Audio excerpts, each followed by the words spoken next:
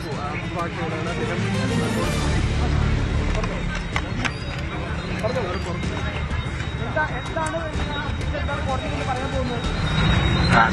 അദ്ദേഹം ആരത്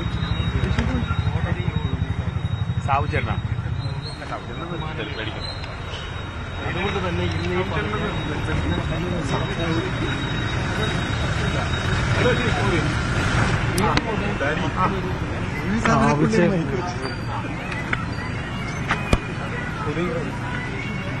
ഇപ്പോൾ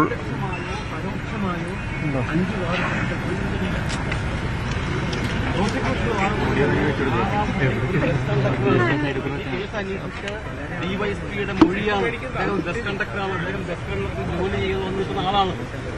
അദ്ദേഹം വീട്ടിൽ പോയി നിർഭാഗ്യവശാലാണ് ആ വാഹനത്തിൽ കയറിപ്പോയി എന്നൊക്കെ കാര്യം. കോമൺ ഇന്റൻഷനോ അല്ലെങ്കിൽ കോൺസ്പിറസി ഇല്ലെന്ന് കഴിഞ്ഞല്ലോ കോടതിയിൽ. പിന്നെ കോമൺ ഇന്റൻഷൻ ആണല്ലോ.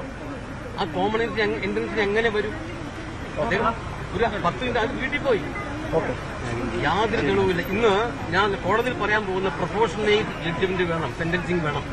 ഓരോരുത്തരുടെ പ്രവൃത്തിക്കനുസരിച്ച് അറിയാലോ. കോടതി ഒരു ജഡ്ജ്മെന്റ് പറഞ്ഞു, ചത്ത പശുവിന്റെ പിന്നെ ജാതകം നോക്കേണ്ട കാര്യമുണ്ട്. മേൽക്കോടതിയുണ്ട്, അവിടെ വേറെ പശ്ചാത്തലം.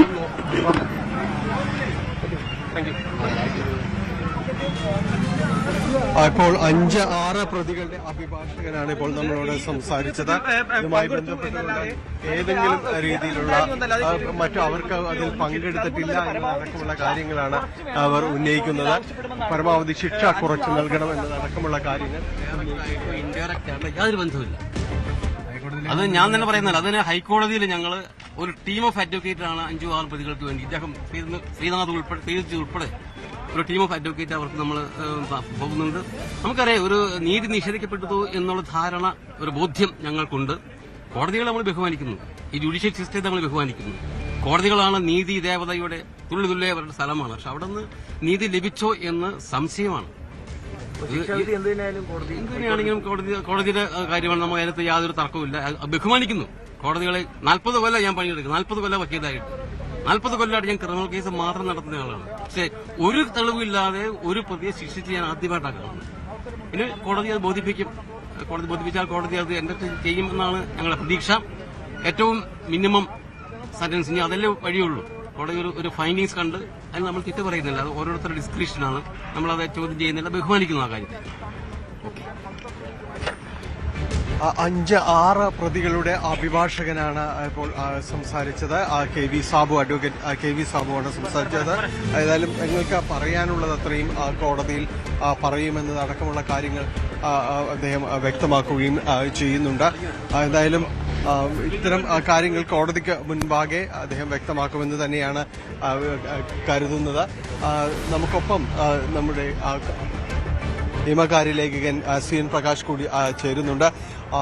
ഇതൊരു അന്തിമമായി ഇനി കോടതിക്ക് മുന്നിലേക്ക് ഇവർക്ക് എന്തായിരിക്കും പറയാനുള്ളത്? നേരത്തെ അഡ്വക്കേറ്റ് KV സാബു 5-6 പ്രതികളുടെ അഭിഭാഷകൻ പറഞ്ഞത് ഒരു ലാസ്റ്റ് അറ്റംപ്റ്റ് എന്ന രീതിയിൽ അതിനുള്ളൊരു സാവകാശമുണ്ടോ?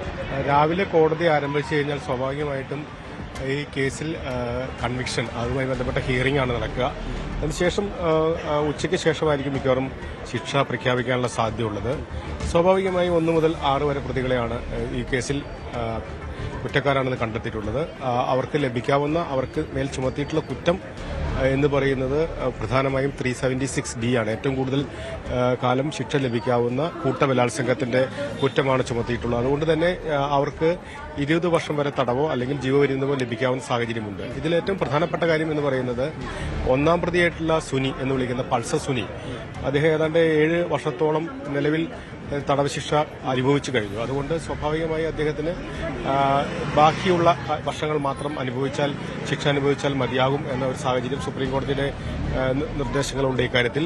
അതുകൊണ്ട് 7 വർഷത്തിന് ശേഷം ഇപ്പോൾ സ്വാഭാവികമായിട്ട് 14 വർഷമാണ് ശിക്ഷ വിധിക്കുന്നതെങ്കിൽ അദ്ദേഹത്തിന് ബാക്കി 7 വർഷം ശിക്ഷ അനുഭവിച്ചാൽ മതിയാവുന്ന സാഹചര്യമുണ്ട്. അപ്പോൾ പ്രതികൾ പ്രധാനമായും ഈ ശിക്ഷയിൽ ഇളവ് നൽകണം എന്നായിരിക്കും സ്വാഭാവികമായും ആവശ്യപ്പെടുക. ശിക്ഷയിൽ ഇളവ് നൽകണം എന്നാവശ്യപ്പെടും. ഒപ്പം തന്നെ ഈ കുറ്റകൃത്യത്തിൽ നേരിട്ട് പങ്കാളിത്തമില്ലാത്ത 5-6 പ്രതികൾ അവരും സ്വാഭാവികമായും തങ്ങളെ ഗൂഢാലോചനയുടെ ഭാഗമായി തെളിവ് നശിപ്പിക്കൽ, ഒപ്പം തന്നെ പ്രതികൾക്ക് സംരക്ഷണം നൽകി പ്രതികളെ ഒളിവിൽ പോകാൻ സഹായിച്ചു എന്നീ കുറ്റങ്ങളാണ് അവർക്കെതിരെ ചുമത്തിയിട്ടുള്ളത്. അതുകൊണ്ട് അവരും സ്വാഭാവികമായും തങ്ങൾക്കെതിരെ ഈ 1-ാം പ്രതിക്ക് അടക്കം നൽകുന്ന ശിക്ഷ നൽകരുത് എന്ന ആവശ്യം കോടതിയുടെ മുമ്പിൽ മുന്നോട്ട് വയ്ക്കും.